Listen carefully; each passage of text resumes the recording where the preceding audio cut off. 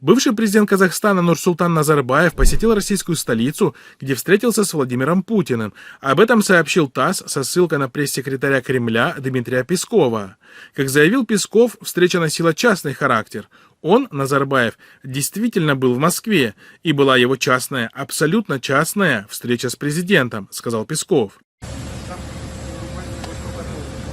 Пресс-секретарь Кремля не раскрыл содержание встречи и ее целей. По словам Пескова, Назарбаев находился в российской столице в минувшие выходные.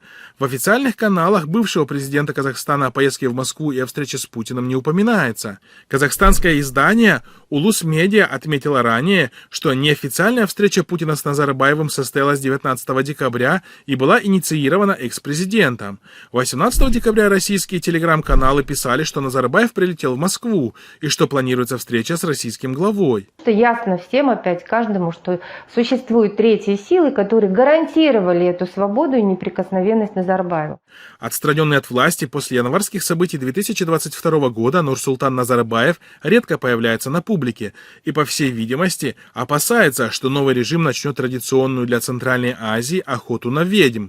Это когда новый режим во всех бедах обвиняет предыдущий, начиная уголовное преследование функционеров прежнего режима и отбирая незаконно нажитое имущество у представителей потерявшего власть клана. Все эти возможности для удержания власти. То есть ложь, манипуляция, репрессии, они в нужных дозах идут в некоторой степени. Ведомости отмечают, что предыдущая очная встреча Путина с бывшим президентом Казахстана проходила в Москве в июне прошлого года, вскоре после референдума в Казахстане, по итогам которого из основного закона были удалены все упоминания первого президента и прописанные привилегии. Как писала независимая газета со ссылкой на мнение экспертов, Назарбаев тогда приезжал в Москву с целью заручиться поддержкой российского главы в вопросе личных гарантий.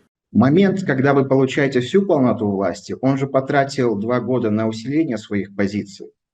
Надо было постепенно провести выборы в парламент, переписать Конституцию, убрать оттуда пожизненное председательство в Совбезе Назарбаева. Потом он потратил время на усиление своих позиций. И сейчас с позиции более комфортной, признанной на международном уровне как президент Казахстана, когда уже меньше всего угрожает ему, он уже может себе позволить этот выпад, и в том числе в адрес Назарбаева, которому он сейчас обеспечивает гарантию, сказать «уходя, уходи». Примечательно, что Назарбаев не первый бывший президент в Центральной Азии, ищущий гарантии безопасности в Москве. С аналогичной целью в 2019 году в Москву летал опасавшийся тогда преследований от новой власти бывший президент Кыргызстана Алмазбек Атамбаев. Откуда, как я полечу, во сколько это решает приглашающая сторона. А кто вас приглашает все-таки, если не секрет? Ну, вы знаете, я забыл спросить, можно ли мне называть, кто приглашает? Ну, кто-то приглашает. В России у меня много друзей. Назарбаев, находясь у власти, сохранял относительное достоинство, присущее политическим мастодонтам его поколения, и не допускал в отношении России явного подобострастия или заблюдства. Теперь же ситуация изменилась. В начале прошлого месяца вышла в свет книга Назарбаева «Моя жизнь. От зависимости к свободе», где одна из глав посвящена российскому президенту. Назарбаев в ней охарактеризовал Путина как человека слова и дела и фактически повторил риторику российского президента по отношению к расширению НАТО.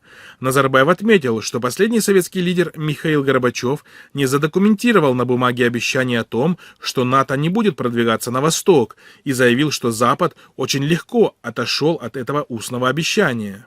All allies agree that NATO's door remains open, that it's only for allies and Ukraine to make decisions on membership. Russia does not have a veto. And all allies agree that Ukraine will become a member of NATO.